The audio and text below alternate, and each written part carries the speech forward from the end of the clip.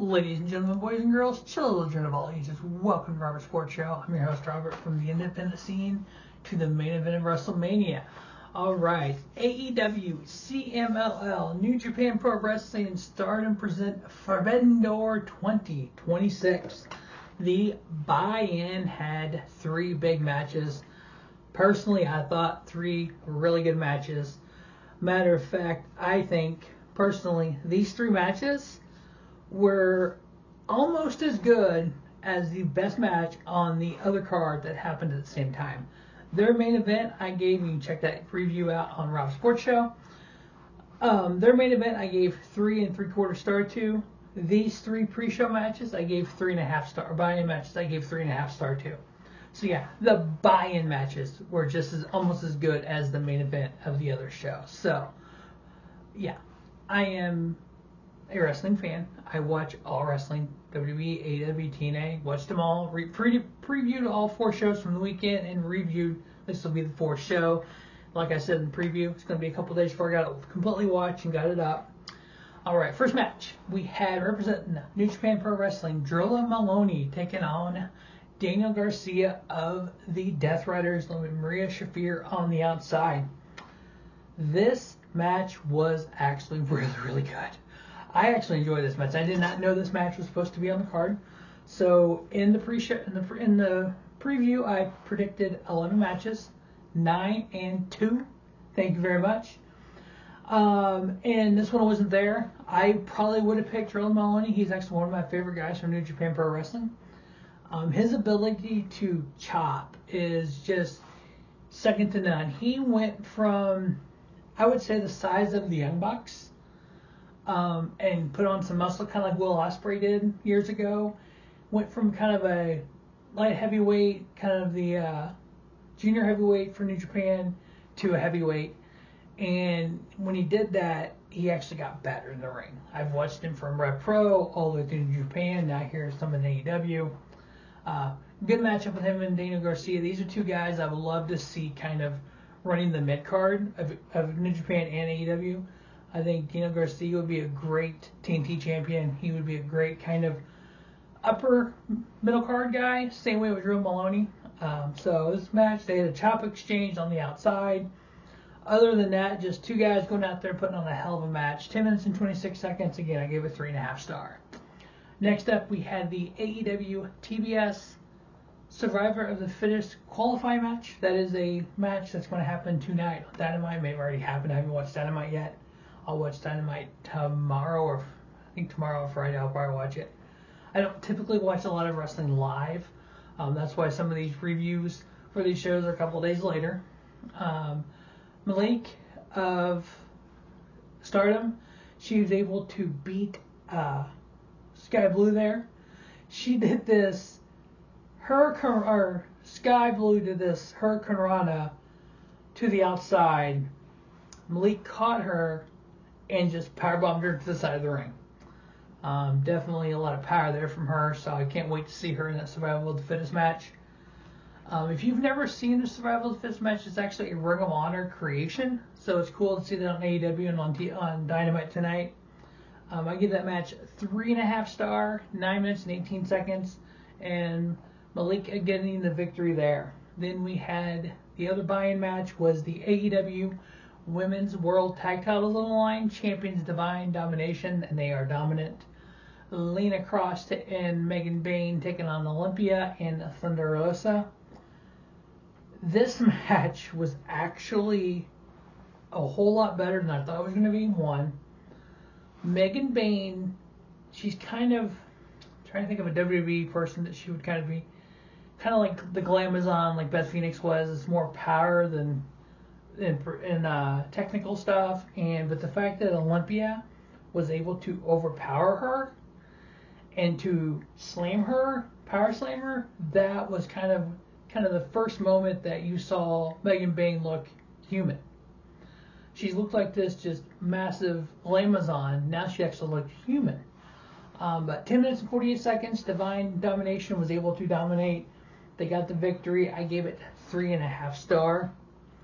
The main card started off with a three-way tag team match. The Young Bucks, Matt and Nick Jackson, taking on El Skye team, Roscoe, Dorada, and Mistico, taking on Unbound Company, Shingo, Takagi, and Titan.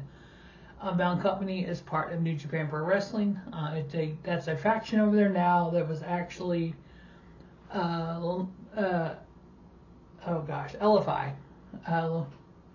Can't actually pronounce the whole thing. It's kind of, it's long.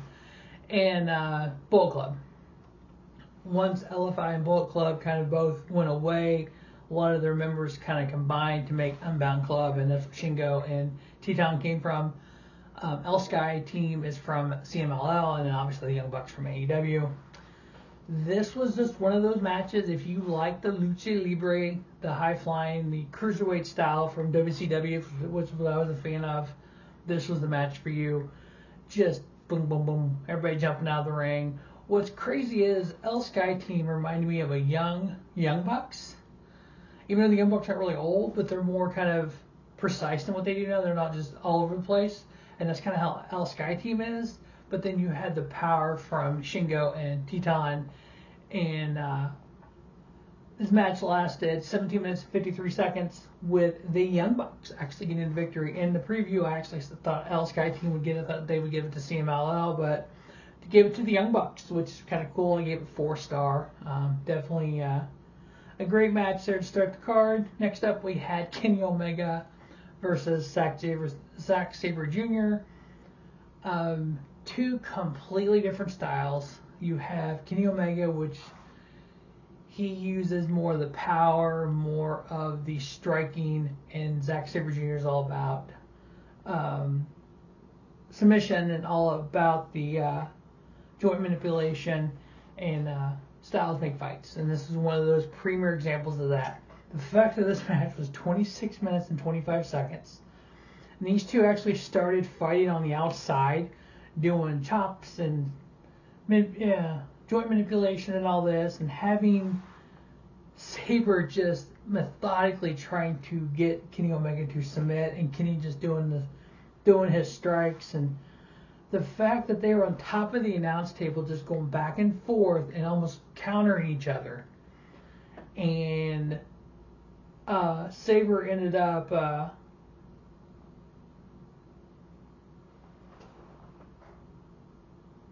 I wrote something that I can't remember here right. But they were fighting on the ropes and in the ropes and whatnot. And Zack Sabre Jr. had his submission hold on Kenny a few times, and Kenny was able to power out of it.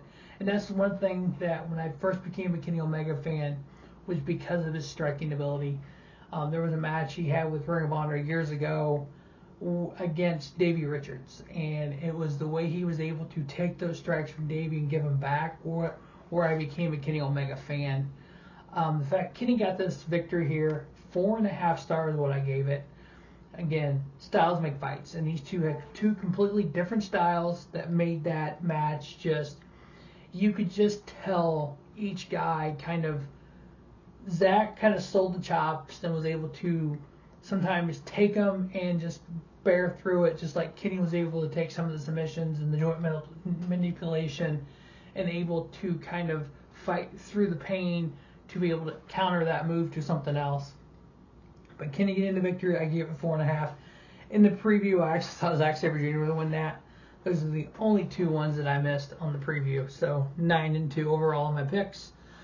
Next up, we have the AEW Continental Championship on the line. Champion Jon Moxley taking on Ring of Honor champion Bandido. 18 minutes and 7 seconds. Just a fight is all this was. These two went after each other. Mox went after Bandido's mask. Thankfully wasn't able to take it off, because that's a big bad thing when it comes to Lucha Libre, is those masks. We don't want that, and Bandido's never been unmasked.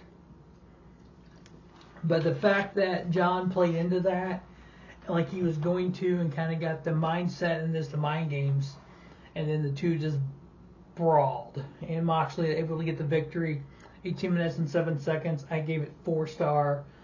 One of my favorite Moxley matches of the year so far, actually. Next up, we had the IWGP Global Heavyweight Championship on the line. Champion Shota Umino versus Pac. The IWGP Global Heavyweight title is their version of the Intercontinental title, kind of like the Continental Championship AEW has, WWE's Intercontinental title. And I love the fact that we had Excalibur, Nigel McGuinness, and Walker Stewart on the commentary for most of this card. The fact that they were able to get over a lot of that stuff about the IWGP title and about some of the New Japan wrestlers. And Walker Stewart is the main play-by-play guy for New Japan Pro Wrestling and for Stardom. So he was able to kind of get over a lot of that talent, which was absolutely, to me, brought a lot to the broadcast. But Shota Umino, watching him come through the New Japan system from a young boy to what he has become, the fact that one time he was actually Jon Moxley's young boy and Moxley nicknamed him Shooter. So, but the fact that Pac is part of Death Riders were out there. There was some, at the end of the match, some stuff between the Death Riders and Shota Umino, and you could see it wasn't all friends messing around with each other. But Shota Umino able to retain his Global Heavyweight title. I gave this match a 4-star as well. So now we've had 4 4-star matches in a row to start the show. Not too many shows can do that. I know a lot of people watch wrestling for different reasons. I watch it for the entertainment value. I watch it for show me something I've not seen before. And that's the one thing about a lot of these matches here. It's more about the show. It's more about the, I don't want to say star rating, but it's more about the in-your-face moves and the kind of out-of-control moves than it is about the storytelling. A lot of WWE is about the actual storytelling. Now, a lot of fans love that, and that's cool. WWE is storytelling with a little bit of wrestling. AEW is wrestling with a little bit of storytelling. And so it's pretty much whatever side you like the best is what you're going to like the best. This happens to be stuff that I really like and really passionate about, is this kind of wrestling, because this is kind of that indie style, which I watch a lot of indie wrestling. So because it is that indie style, that's why I really kind of get behind it and watch it more. I watch all the WWE stuff as well, so don't get me wrong, and I review those shows just as well. All right, next up we have the AEW Women's World Title on the line. We had champion Thekla taking on Starlight Kid of Stardom. 2 very different styles here. 2 very different wrestlers. But Thekla actually came from Stardom. She actually was fired from Stardom and ended up coming to AEW because of her attitude. But 18 minutes and 42 seconds, they put on a hella good match. I ended up giving this match 3.5 star. And Thekla retaining her AEW Women's World title. Now, I will say, when I do rate these matches, when I'm rating AEW matches like these, I'm only comparing this in my brain, as I'm doing this, to AEW matches. When I watched a Night of Champions, I only compare that to WWE style. So, when I watched, let me pull one of those matches back here. Braun Breaker, Seth Rollins in a cage. I gave that 3 3/4. I didn't compare that to any other style of cage matches, only WWE style cage matches. Because if you remember, there was a little bit of blood, but not much. And when WWE doesn't do a lot of blood, which is fine, that's their style, that made that match. Okay, I'm not going to see what I'm going to see coming up with the cage match we have here. So it's just a different way, at least for me, to look at these matches, to compare, to be able to rate them, but still kind of similarly rate them, but not exactly the same rate them. All right, next up we had the AEW World Tag Titles on the line. Champions Adam Copeland and Christian Cage taking on the Dogs, Clark Connors and David Finlay. Now, David Finlay was going to sign with WWE, but WWE wanted to put him in NXT, part of the Birthright faction with his brother. Uriah Connors is David Finlay's brother and Finlay's other son. And he did not want to go to NXT. He did not want to be part of that faction, so he came to AEW. Now we have the Dogs with Clark Connors, both former New Japan Pro Wrestling wrestlers. This match actually got off to kind of a wonky start for me. Christian Cage went to do like a spear. I think it was Clark Connors, and Clark stepped aside, and Christian basically speared the ring post and hurt and hit his wrist, and was like holding his hand. I'm like, I'm hoping he didn't get hurt. He was able to finish the match. I don't think he was actually seriously hurt, but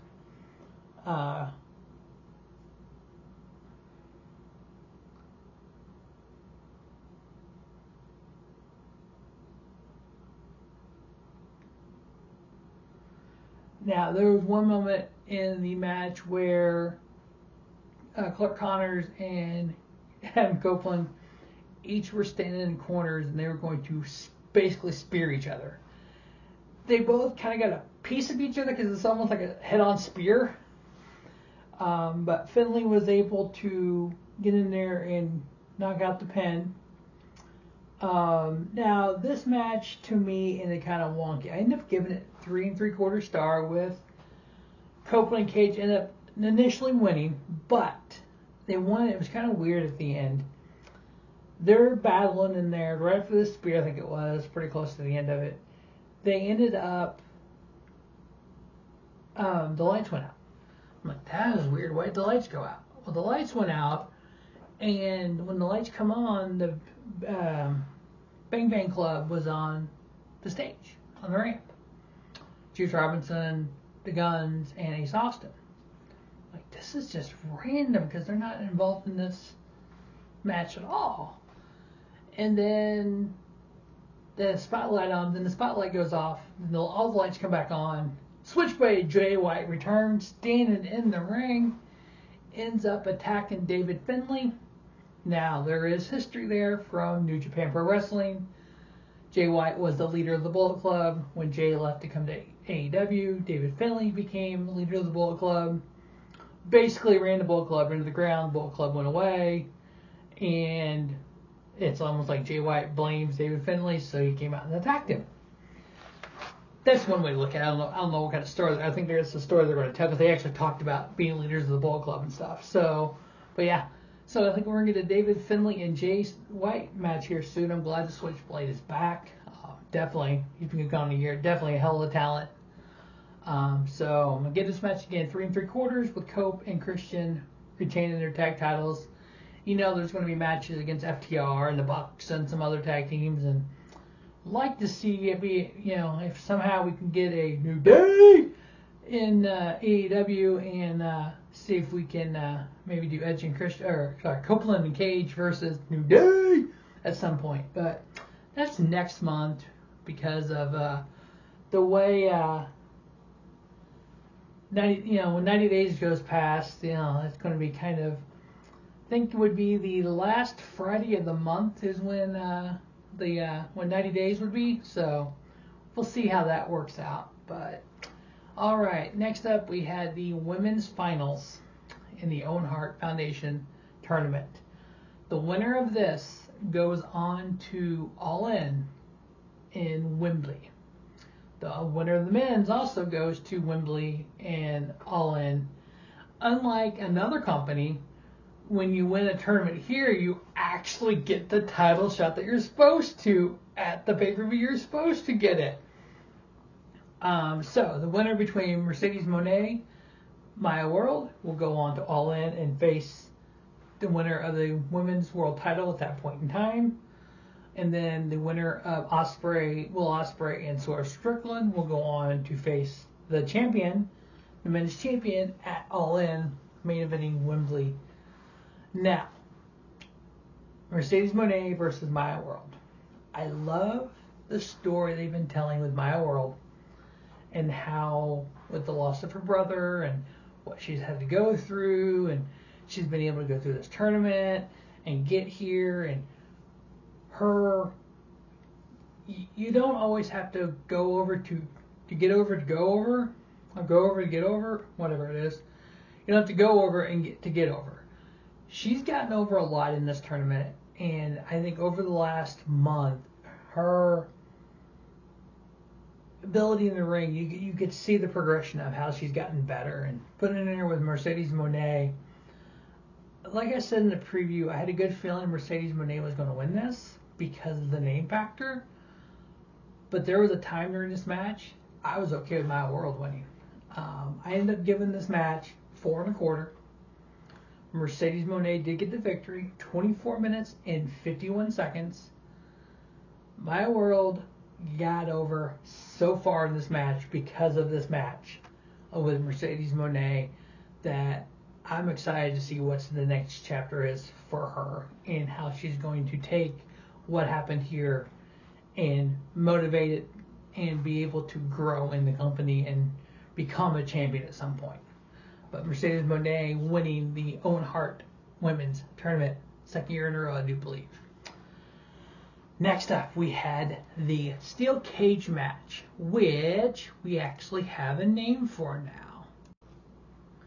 So this structure is called Death's Door. You see, it's basically a round cage. It reminds me a lot of some of the Hell in the Cells, the bigger Hell in the Cell, but there's no top on it. But it's like Death's Door. I'm like, that's actually kind of, Undertaker-ish kind of gimmick. I know there's some people online that had issue with it because they're calling it Death's Door, and there was 2 Owen Hart Foundation matches. They're trying to pull something where it's not for some reason, but whatever. So this match had a little stipulation on it. We had Team MJF versus Team Mark Briscoe. If Mark Briscoe's team won, Mark Briscoe got a title shot. If he won. So he went out and recruited some friends, Darby Allin, Konosuke Takeshita, The Conglomeration, Kyle O'Reilly, Mark Briscoe himself, Orange Cassidy, and Roderick Strong, while MJF paid Don Callis for use of the Don Callis family, Andrade El Idolo, Jack Doyle, Kazuka Okada, Kevin Knight, and Kyle Fletcher.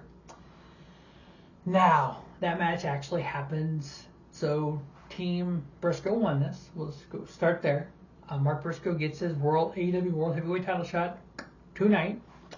I know at Redemption, the next pay-per-view there later in July, Kenny Omega actually gets a shot at the world title, either it be Mark Briscoe or MJF. And then whomever is able to win that will go on to All In to face either Ospreay or Strickland. So this match was nothing but just a whole boy fight. You had weapons. You had everyone taking weapons in the ring. Tables. You had skateboards. You had chairs. Then you had everybody that was on Team Briscoe with their backpacks. I love Orange Cassidy and his backpack. And all their backpacks had weapons in it. One had a Nintendo in it, and like an old school Nintendo, which Fletcher ended up using. You had Darby with his skateboard. You had I think Mark Briscoe had a bag of tacks that Mark got pushed into. You had all these guys start bleeding because of they're hitting each other with all these weapons and whatnot. Then you had Orange Cassidy had a bag of oranges. Shocker, right? I love how they needed a hydration break like in the World Cup. I'm like, that's just awesome. So they're sucking on their chunks of oranges. And then one of them had an idea. This was the initial reason for it. Kyle Fletcher was bleeding, so Mark took orange out of his mouth and just squeezed it on the cut. So apparently, I've never tried this. It looks like it's going to hurt. You take the acid from the citrus, put it on an open cut. It's going to hurt like hell. I know putting salt on it does the same thing, because a few people do that, lemon and all that. But yeah, orange is the same way, causing more pain. And so you had all of them doing this. Then you had this hockey bag that was laying on the outside that the Team Briscoe brought in. You had MJF using his brain over here, told, was it Fletcher or Jack? I think it was Jake Doyle, to open the hockey bag and get whatever's out of there. We'll use it. Okay. They opened the said hockey bag. Yep, there was a weapon in there. The weapon was called Leo Rush. This Leo Rush character is just out there. And Leo Rush is in there, so he gets out of the bag and ends up attacking everyone on MJF and Don Callis family's team. They ended up pushing him back in the bag and putting a chain around it. So the casket ended up doing a Blue Thunder Bomb off the ringside with Fletcher through a table. Then you get Darby Allin and Kevin Knight decided to go up the cage. Now there's a catwalk up there, and Darby started the day up there. So they go up there. Kevin Knight was the first one. Darby follows them. So Kevin Knight's kind of crawling across the top, and there was one of the backpacks tied right there. So Kevin Knight grabs that backpack, thinking he's going to use whatever's in it. Well, mind you, before he grabs his backpack, there is 4 tables down below, 2 stacked on top of each other. So there's 2 tables, and then each of those 2 have a table stacked up, so it's 2 high, right next to each other. Picture this. So Kevin Knight grabs his backpack. Well, when he pulled the backpack, wherever it was attached to, it exploded. And when it exploded, he came up the top of this cage through those 4 tables. Kevin Knight was out. Then you had Darby Allin's like, well, I need to come off the top of this cage because Kevin Knight went down. Well, why don't I just coffin drop on top of everyone? So he did this. So you ended up with Mark Briscoe and MJF in the ring, and you ended up with Andrade El Idolo coming in there and turning on MJF and doing the whole I want your belt pose, and you ended up with Mark Briscoe getting the pin to become #1 contender for the AEW World Heavyweight title to face MJF tonight on Dynamite. Matter of fact, that match could be going on right this moment. So again, I'm probably going to watch it for a couple of days, so we'll see what happens. Then our main event was the Hart Foundation men's title finale of the cage match. 31 minutes and 45 seconds. I ended up giving it 4.5. It was good. It wasn't spectacular to me. It was good. I enjoyed it. Found a lot of, interest in it. 31 minutes and 45 seconds. Now the main event. I'm going to start this with saying there are people out there that's probably going to give this match 5-star, which that's your prerogative. More power to you. I was at 4 3/4 star, and I'll tell you why. There was a lot of blood. There was a lot of, as much as I like Will Ospreay and Swerve Strickland, much as I think these 2 guys have awesome chemistry, as much as I think this match is one of the best matches of the year, with the amount of blood both guys lost, it just got sloppy a little bit. They were hitting moves just to hit moves at some points. They were doing other people's finishers beyond their own and beyond moves they normally do themselves. It was just over the top. And because of that, it was like close to 5 for me, but a lot of that just kind of like 4 3/4. There's some of the 5-star matches that I've given in the past would have been Undertaker, Shawn Michaels, WrestleMania 25. Johnny Gargano and Andrade El Idolo at NXT TakeOver. I don't remember which year it was. One of them both were in NXT. Benoit, Triple H, Shawn, and Mania, and that Backlash. Some of the tag matches we've seen, the triangle ladder matches, that kind of stuff. Obviously, TLC, the first TLC match. Those kind of matches, Shawn Razor. Those are 5-star matches to me. This one was just it was like right there, but it kind of went across that line of like, I'm going to go back down. Just the pool of blood on the outside with Ospreay to start, and then Swerve had pool of blood. I mean, the fact that Ospreay did a reverse top rope, whatever, a couple of big moves. Ospreay swung Swerve into stuff, which was fine. Swerve did a freaking stomp off the top rope almost on Ospreay's neck, shoulders, which, okay, that was one of the, okay, cool, it's fine. Just big moments like that. But then when they just started just shooting off finishers at the end and hitting everybody and their brothers' finishers, it styles clashes, they hit tombstone. I mean, it's just everything. It's like, good gosh, guys, come on. And they were all kicking out at one. It was just like, it was a bit much at that moment. Sometimes a little bit less is more. But other than that, that was a great match. Phenomenal match. I mean, it could be one of the matches of the year, but it was kind of that, with an asterisk by it, kind of.